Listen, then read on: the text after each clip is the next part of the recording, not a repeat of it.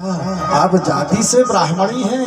यदि आप जाति से ब्राह्मणी हैं तो आपका स्वागत सत्कार करना हमारा फर्ज बनता है।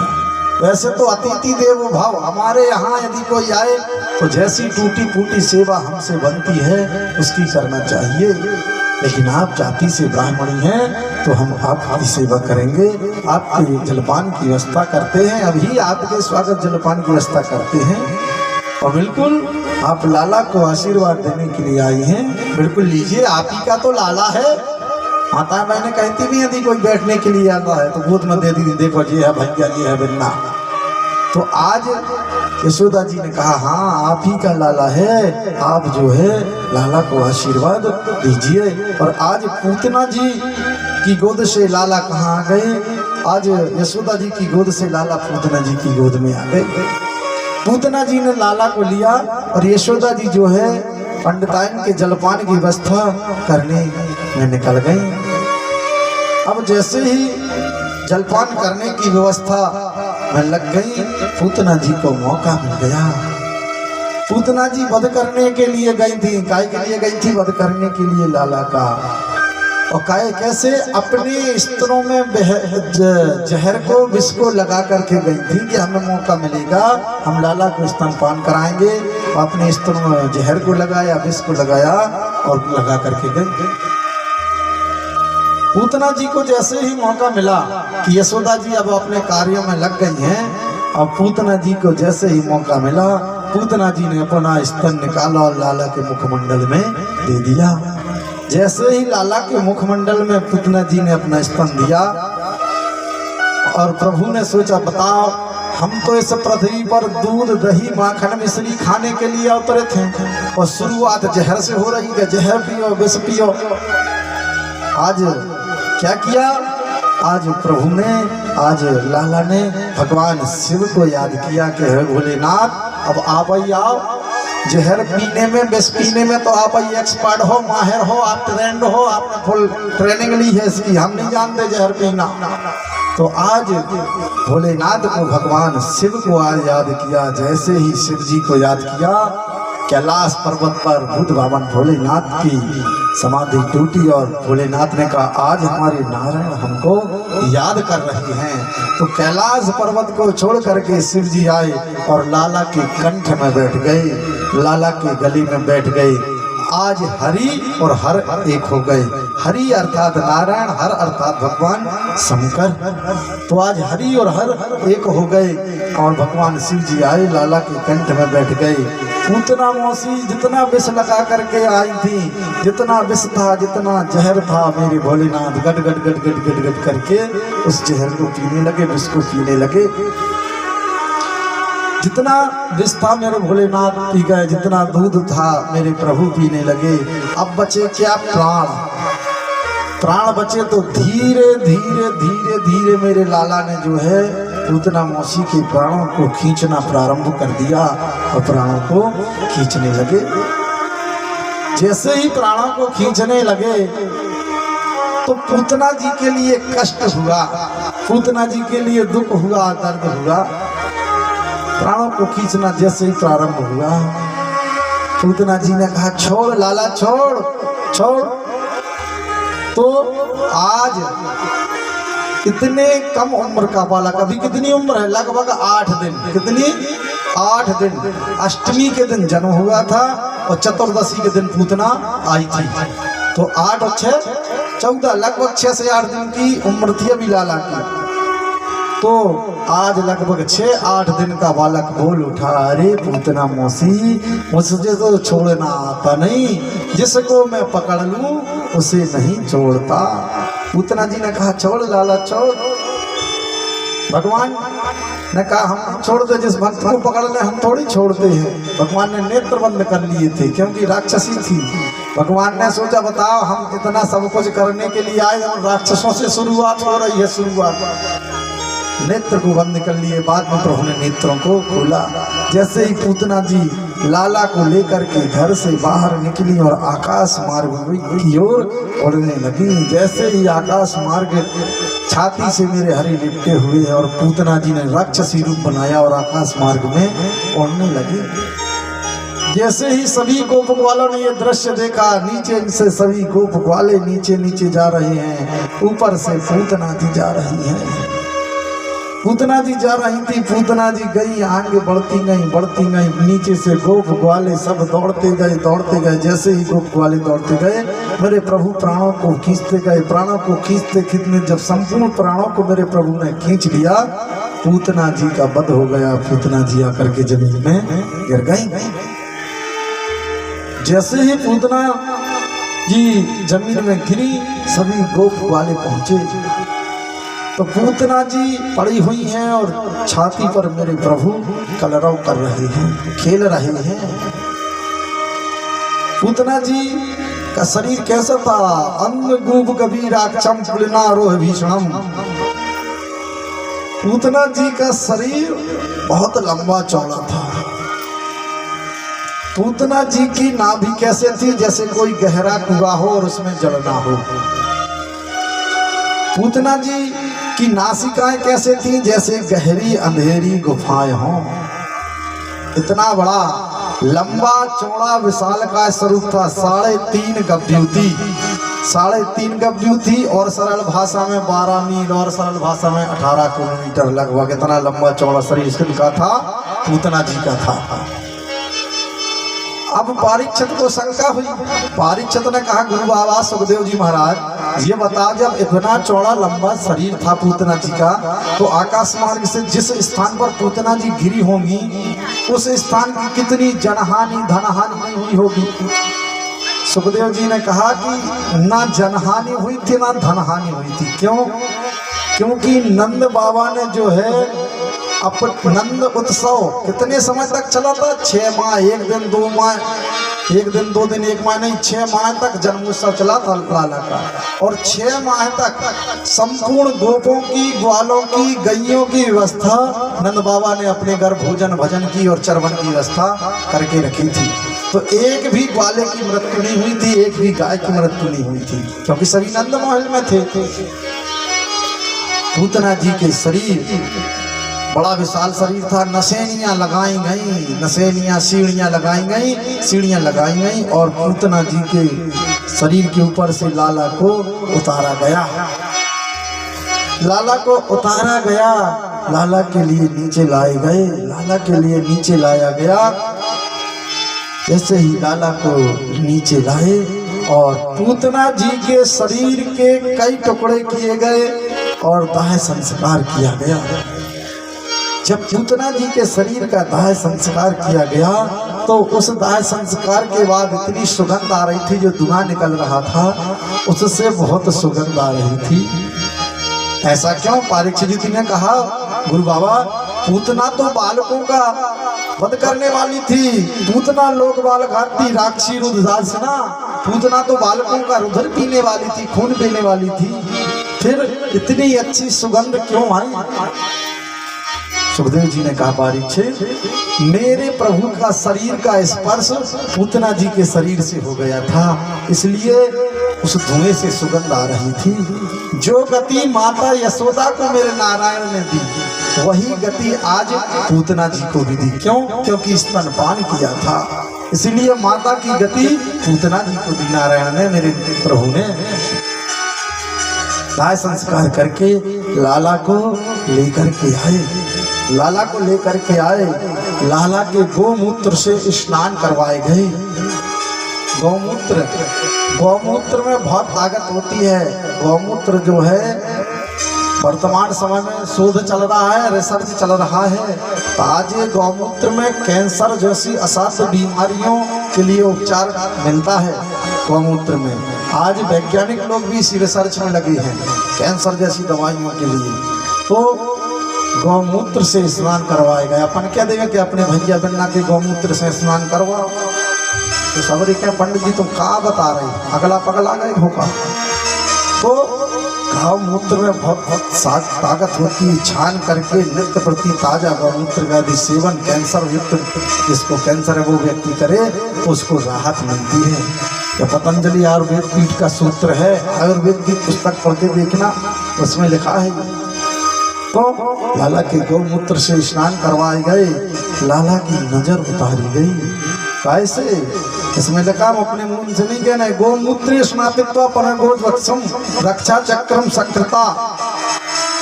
गोमूत्र से स्नान करवाए गए और लाला की नजर उतारी गई। कैसे उतारी गई?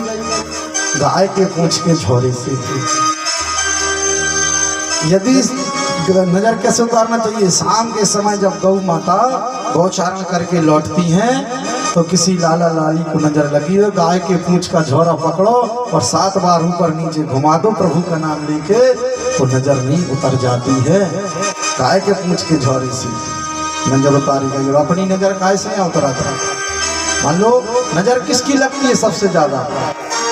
कहने लगते अरे दीदी को पड़ोस वाली बहन जी आई थी तो आज लाला कुछ अच्छी हरकतें नहीं कर रहा है, उसकी नजरिया लग गई। नहीं, सबसे ज्यादा नजर लाला लाली के लिए उसके ही माता पिता परिवार के सदस्यों की लगती है। क्यों?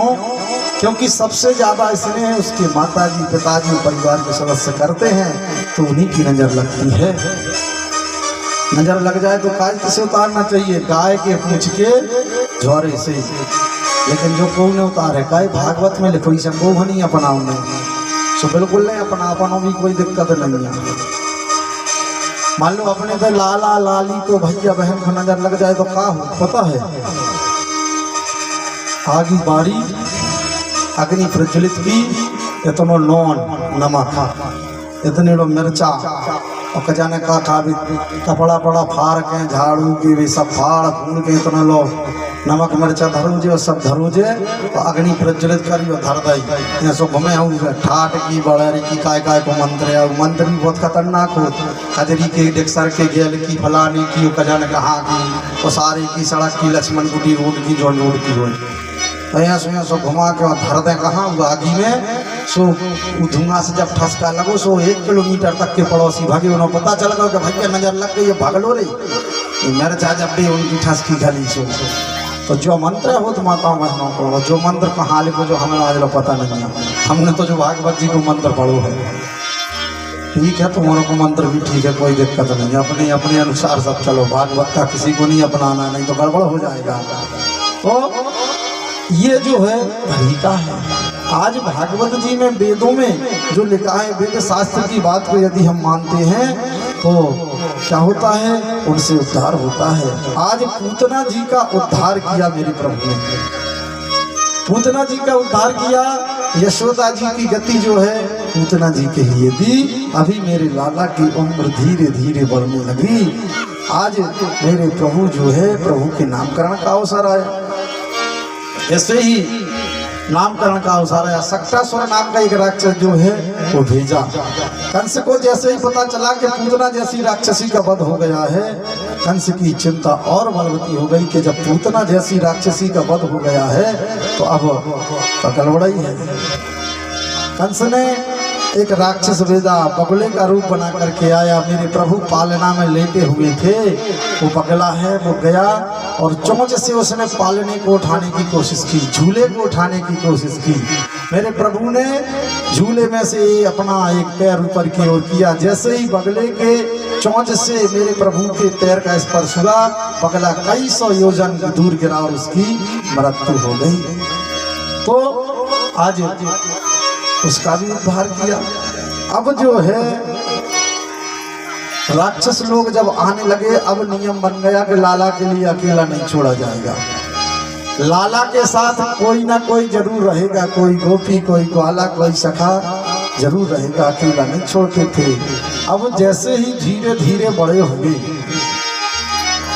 तो क्या हुआ? गर्गा पुरोहितम राजन यदुनाम सुमहापता ब्रजम जगाम नस्य वसुदेव प्रचोदिता। गर्गाचार्य जी हैं वो यदु कुल के पुरोहित हैं। गर्गाचार्य जी कौन है? यदु कुल के पुरोहित। तो गर्गाचार्य जी के लिए बुलाया गया क्योंकि नामकरण का समय आया। मानस में भी आया है, नामकरण कर अवसर जानी। तो गर्गाचार्य जी के लिए बुलाया गया कि गर्गाचार्य जी आपको आना है और लाला का नामकरण करना है। नामकरण का भी असर होता है।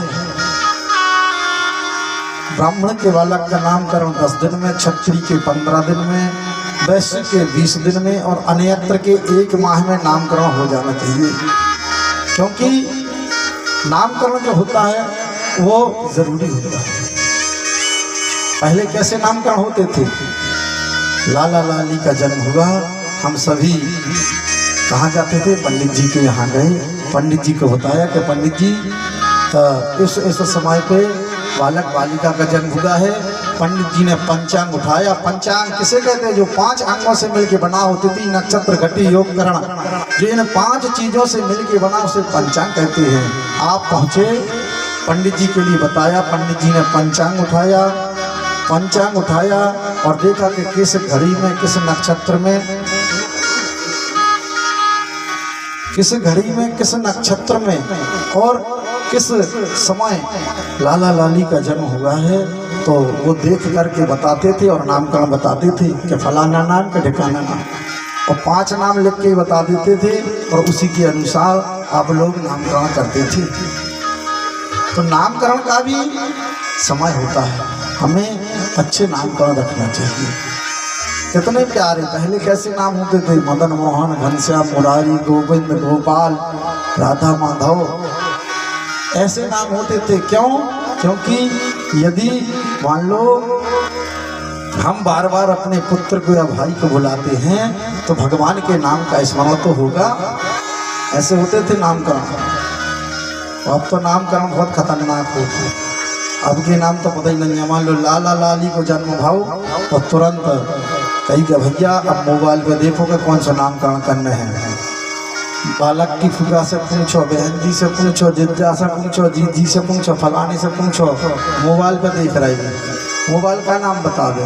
मोबाइल बता सकता नाम? मोबाइल कभी जीवन में नाम नहीं बता सकता। विज्ञान सब कुछ नहीं है लेकिन होने के बाद भी विज्ञान सब कुछ नहीं है।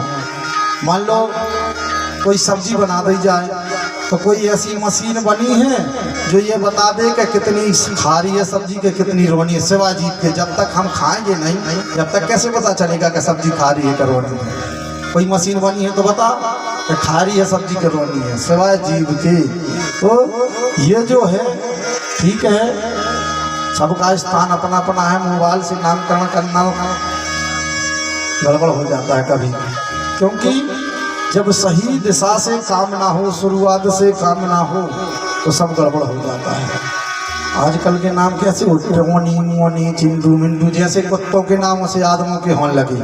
आजकल तो जैसे कुत्तों के नाम होते सो आदमों के, आदमों के नाम कुत्तों जैसे, कुत्तों के नाम आदमों जैसे, उल्टे सीधे कहूँ, टॉनी कहूँ, फलाना कहूँ, ठिकाना।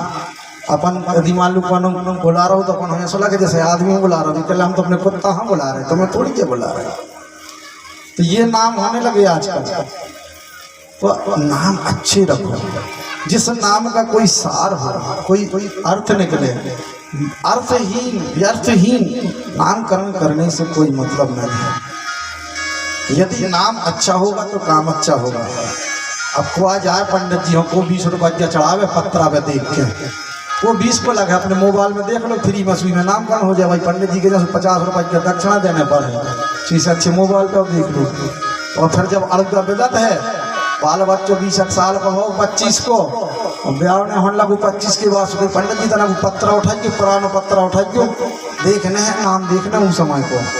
तो पंडित जी 30 साल पुराना तुम रिकॉर्ड या धरे बेचारे ढूंढत फिर रहे, खुलत फिर रहे अपने पेटी पंचांग 30 साल पुराना, और वे बताओ फिर रहे। और फिर भी 20 रुपया दे आवे। 30 साल को रिकॉर्ड चाहने, फिर नाम करना चाहना, 20 रुपया पंडित जी हूँ पकड़ाऊंगा। पंडित जी तुम्हारे नौकर चपरासी यहाँ सुधरे हैं 50 साल को, ऐसे हम तुम्हारे तो पुरोहित यहाँ हैं, तुम्हारे तो हम कुलगुरु यहाँ सुधरे हैं सब रिकॉर्ड।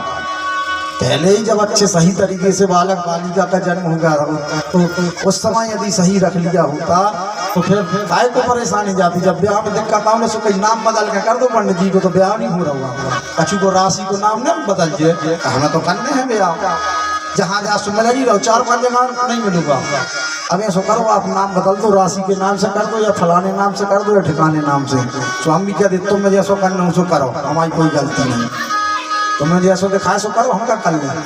अब नहीं मिल रहा, यदि उस समय काम सही किया होता तो आज भी काम में आपको दिक्कत नहीं आती। उस समय आप जाते, बढ़िया सब नोट करवाया होता।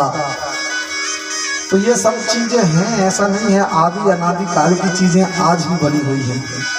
कि आदि अनादिकाल की कुछ भी हो जाए, लेकिन वैदिक सनातन संस्कृति हमारी जो है उसका ह्रास नहीं हो सकता है। आज आप देख रहे हैं घूम फिर के सब लोग पुरानी सभ्यता की ओर जा रहे हैं। क्यों? क्योंकि पाश्चात्य सभ्यता के हावी होने के बाद लोगों ने उसका रिजल्ट देख लिया है। आजकल देखो, जब सब कुछ हो गया था, हर जगह उत्पात मचे थे, तो प्रभु ने भी अपनी लीला दिखाना प्रारंभ कर दिया। भाई केदारनाथ में भगवान अकेले में बैठे थे, शमशान में, पर्वतों के बीच केदारनाथ बद्रीनाथ गए, तुमने जाकर घर बना ले, रेन लगी, घूमने जान लगी, सो का भाव ये कहीं ऐसी लहराई के पता नहीं चलो कहाँ का होगा, 2 मिनट में पूरा खेल। तो भगवान के कार्यों में, तीर्थ क्षेत्रों में कभी छेड़खानी नहीं करना चाहिए किसी को, चाहे कोई भी सरकार आ जाए, चाहे कोई भी राजनीतिक दल आ जाए। प्रभु के साथ आपने गड़बड़ किया तो काम भी गड़बड़ होने लगता है। इसलिए प्रभु से प्रार्थना करो कि हे प्रभु, आप हमेशा हमारे साथ रहना, आप अपनी कृपा बना करके रखना। क्योंकि यदि हमने वैदिक संस्कृति को पकड़ा, सनातन पद्धति को पकड़ा है, तो सनातनी पद्धति के अनुसार ही चलना है। और सनातनी पद्धति के अनुसार चलोगे, काम नाम गड़बड़ तो काम भी गड़बड़ होने लगता है। इसलिए हमेशा अच्छे नाम रखो, भगवान के ऊपर नाम रखो। पहले क्या होता था, जैसे मान लो कानून के बाल बच्चे जीवित न रहते, और न कहीं लटोर दो, बारे में लटोर दो सो लटोरी, बारे में खेत में कड़ोर दो सो कड़ोरी। ये इस प्रकार के नाम पुरानी परंपरा है। बालकों को जीवित रखने के लिए ये नाम रख दिए जाते थे। जैसे मान लो किसी की संतान जीवित नहीं रहती थी, तो इस प्रकार की ये परंपराएं की जाती थी, और उसका रिजल्ट भी मिलता था। वो आज भी जीवित रहते थे, उसके बाद सब होता था। ऐसा नहीं है। आज हमारी सनातन पद्धति की बातें हैं, ये वेद शास्त्रों की बातें हैं। तो आज प्रभु के जैसे ही नामकरण का अवसर आया, भगवान के नामकरण का अवसर आया, तो संक्षेप में बिल्कुल, क्योंकि दैत्यों का उत्पात मच रहा था, संक्षेप में नामकरण हुआ। दोनों माताएं जो हैं कहाँ पहुंची? गौशाला। नामकरण कहाँ से हुआ था? गौशाला में। गौशाला जैसा पवित्र स्थान तो कोई है ही नहीं। आजकल गौशाला का है, कुत्ताशाला देख लो, और जाने कौन कौन शाला देख लो। कुत्ताशाला पहले हो, आदमी गाय रखे चाहे रखे, लेकिन कुत्ता जरूर रखा था। कुत्ता दूरी में बंदोई मिल है। पहले लिखा रहता था शुभ श्री लाभ श्री लक्ष्मी नारायण सदा सहाय करें। आजकल गेट पे लिखो कुत्ते से सावधान, कहूँ जा सुन। भगवान को नाम खत्म, कुत्ता को नाम आगे। हम ये नहीं कह रहे, कुत्ता हमारी भारतीय संस्कृति तो ऐसी है जहाँ गधों और कुत्तों की भी पूजा होती है। सप्तम काल रात्रि महागौरी चाष्टम, मार्कंडेय पुराण जिसने पढ़ा होगा उसे ज्ञान होगा। शीतला माता की सवारी क्या है? गधा। और जब हम माता को जल अर्पण करते तो गधे को भी जल अर्पण करते हैं। काल भैरव की सवारी क्या है? कुत्ता। जब हम काल भैरव को जल अर्पण करेंगे तो कुत्ते को भी जल अर्पण होगा। यदि किसी को शीतला माता निकले, गधे को 2 पूरा चारा खिला दो, माता का प्रकोप शांत हो जाएगा। प्रैक्टिकल करके देखो, और न करने से बिल्कुल न करो, कुछ नहीं जा रहा तुम। वेद शास्त्रों की भाषा है। किसी को भी माता निकले, गधे को 2 पूरा चारा खिला दो, शीतला माता का प्रकोप जो है वो शांत हो जाता है। कुत्ता है, कुत्ते को राखो। कुत्ते की मर्यादा होती है, उसका स्थान अलग होता है। उसको बांधने का, खिलाने का, पिलाने का और सब कुछ करने का उसका स्थान ऐसा अलग होता है। ऐसा नहीं कि कुत्ता कुल देवता तक ले जाओ तो वो गलत है। अपने में हर बब्बा तक कुत्ता हो घुसे रहेंगे, वो गलत है। कुत्ते जैसा वफादार जानवर कोई नहीं होता। यदि आपने उसको रखा, पाला, पोसा, रोटी, भोजन, भजन सब कुछ कराया तो वो आपको निभाएगा। आदमी सो पछाड़ू से बाहर कराई दे है, लेकिन जानवर जो होता है वो जिसकी खाता है उसकी बजाता है। ये नियम है। आदमों से अच्छे तो जानवर ही हैं। कथोइयो पंडित जी का सुना उसका ये लिखा है, ये भी लिखा है, हम बता देंगे हर चीज बिल्कुल। तो आज जैसे ही नामकरण का समय आया, दोनों माताएं गौशाला में लेकर के किन्हें पहुंची? दोनों लालाओं को लेकर के पहुंची। रोहिणी जी ने यशोदा जी के लाला को ले लिया, यशोदा जी ने रोहिणी जी के लाला को गोद में ले लिया, और दोनों माताएं बैठ गई। कहाँ? गौशाला में। दोनों माताएं बैठी के पंडित जी की परीक्षा लेना है। आज पंडित जी होशियार हैं कि कैसे हैं। तो गर्गाचार्य जी आए, गौशाला में बैठी, दोनों माताएं बैठी हुई थी। जैसे ही दोनों माताएं बैठी हुई थी, गर्गाचार्य जी गए, नामकरण कराने के लिए गर्गाचार्य जी जैसे ही पहुंचे, गर्गाचार्य जी ने समाधि लगाई तो गर्गाचार्य जी क्या देखते हैं कि माताएं होशियार हैं, अपने पुत्रों की अदला बदली करके माताएं बैठी हैं। गर्गाचार्य जी ने समाधि को तोड़ी और गर्गाचार्य जी ने कहा, हे माताओं, पहले आप लोग अपने अपने लालाओं को अपनी अपनी गोद में लो। माताएं समझ गई कि पंडित जी होशियार हैं। ब्राह्मण की परीक्षा यदि लेना है और शुद्ध नैष्ठिक कर्मकांडी ब्राह्मण है, जो भृगुमारी लात। ब्राह्मण कौन है? जिसने ब्रह्मा पर विजय प्राप्त की, वो ब्राह्मण है। और यदि हम सही तरीके से नियम धर्म आचार विचार संयम से चलते हैं तो हमारी कहीं भी परीक्षा हो जाए हम फेल नहीं हो सकते, और जब हम अपने कर्मों को छोड़ देंगे तो कहीं भी फेल हो जाएंगे। तो आज जो है माताएं समझ गई कि पंडित जी होशियार हैं। दोनों माताओं ने अपने अपने लालाओं को अपनी अपनी गोद में लिया। जैसे ही अपनी अपनी गोद में लिया तो पहले बड़े भैया के नामकरण का समय आया। जैसे ही बड़े भैया के नामकरण का समय आया तो गर्गाचार्य जी ने क्या कहा? गर्गाचार्य जी ने कहा, अयम ही रोहिणी पुत्रो रम्यन सुहृदो गुणई आख्यास्ते राम इति बलाधिक्य बलम विदुः। हे रोहिणी जी, आपकी गोद में जो लाला है इनका नाम राम है, लेकिन इनके अंदर बल की अधिकता है, इसलिए इनका नाम क्या होगा? बलराम। आज बड़े भैया का नामकरण हो गया, क्या हुआ? बलराम। अब छोटे भैया के नामकरण का जब समय आया तो गर्गाचार्य जी ने समाधि लगाई। जैसे ही गर्गाचार्य जी ने समाधि लगाई तो क्या देखते हैं? तो स्वयं नारायण हैं। नारायण अवतरित हो चुके हैं। गर्गाचार्य जी ने समाधि लगाई तो समाधि लगी रह गई। गर्गाचार्य जी सुध बुध भूल गए, सब कुछ खो गए कि क्या हो रहा है क्या नहीं हो रहा है। और गर्गाचार्य जी जो है समाधि लगी सो लगी। कुछ देर बाद जैसे ही गर्गाचार्य जी की समाधि टूटी, गर्गाचार्य जी ने कहा, हे यशोदा जी, तुम्हारी गोद में जो ये लाला है स्वयं नारायण कहने वाले थे, भगवान ने मना कर दिया कि गर्गाचार्य जी ये क्या कर रहे हो? यदि हमारी माँ को पता चल जाएगा कि हम भगवान हैं तो हम अलवारी में बैठ जाएंगे, पूजा होने लगेगी। हम जिस काम के लिए यहाँ आए हैं, जिस कार्य के लिए हम यहाँ आए हैं, हम वो बिल्कुल नहीं कर पाएंगे। गर्गाचार्य जी ने अपनी बात को पलट दिया। गर्गाचार्य जी ने कहा, हे माता यशोदा जी, आपकी गोद में जो लाला है इनके गुणधर्म नारायण के समान हैं, और इनका नाम क्या होगा? आसन वर्णा स्त्रियो हास्य घृतो अनगोयम तनु सुको रक्तास्त पीताम इदानीम कृष्णताम गता।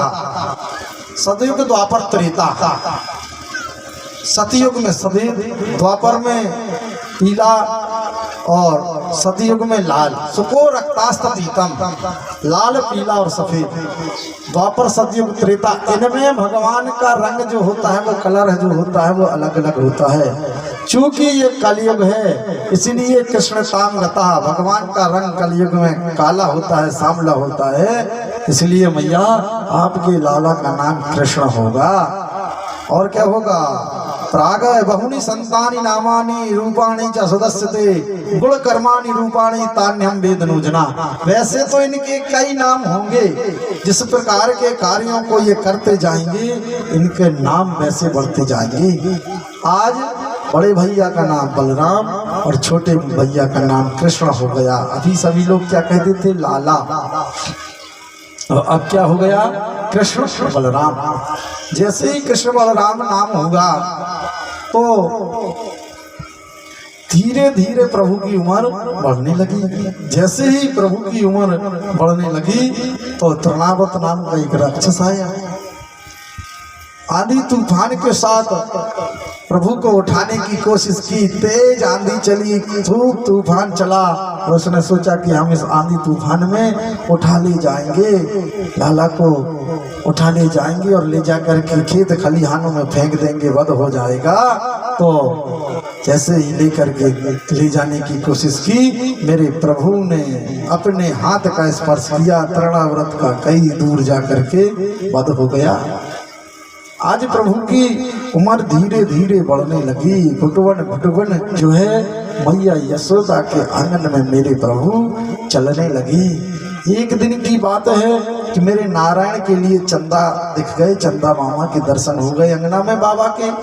तो मैया से जिद करने लगी कि मैया हमें तो चंद्रमा चाहिए, चंद्र खिलौना चाहिए। मैया ने कहा बेटा चंदा ऐसे थोड़ी मिलता है, वो तो बहुत दूर है, आकाश में है, आकाश में है, वहां से नहीं मिलता। लेकिन प्रभु ने कहा चंदा चाहिए। तो मैया ने एक परात भरा और परात में चंदा को दिखाया कि बेटा ये है चंदा। मेरे प्रभु गए, जैसे ही चंदा मामा को पकड़ने की कोशिश की, परात में से जल बखर गया और प्रभु ने कहा मैया चंदा तो मिल ही नहीं रहा है। मैया ने बात को पलटा, मैया ने कहा बेटा तुम एक काम करो, चंदा की जिद छोड़ो, हम तुम्हारा ब्याह कराएंगे। भगवान ने कहा मैया विवाह कैसे होता है, हम तो विवाह जानते ही नहीं। मैया ने कहा बेटा तुम दूल्हा बनोगे, तुम्हारी बारात जाएगी, दाऊ भैया जाएंगे, बाबा जाएंगे। कन्हैया ने कहा नहीं मैया हमारी बारात में तो हमारी मैया जाएगी। मैया ने कहा बेटा बारात जाएगी, दुल्हन आएगी, हमारी खूब सेवा करेगी, बाबा की खूब सेवा करेगी। कन्हैया ने कहा मैया दुल्हन कैसी होती है। आज जैसे ही कन्हैया ने कहा मैया दुल्हन कैसे होती है, मैया ने कहा कारी कजरारी कारी नैनन से कारी कारी, बारी वर जोरी बारी उमर भी बारी होए। बेटा दुल्हन तुम्हारी शादी होगी, जैसे तुम्हारा वर्ण है श्याम वर्ण ऐसे ही दुल्हन होगी, और जितनी तुम्हारी उम्र है उसी के अनुसार दुल्हन की उम्र होगी। आज अभी प्रभु की उम्र 1-1.5 वर्ष है और दुल्हन का इंतजाम किया जा रहा है। ये होती है प्रभु की माया, ये होती है परात्पर प्रभु की लीला, ये होती है जगतपति ईश्वर की लीला। क्योंकि ईश्वर की लीला को समझना बड़ा कठिन है, परात्पर प्रभु की माया को समझना बड़ा कठिन है। यदि प्रभु की लीला को समझ लिया तो ये मान के चलो कि भव से पार हो जाएगा, भव से उद्धार हो जाएगा।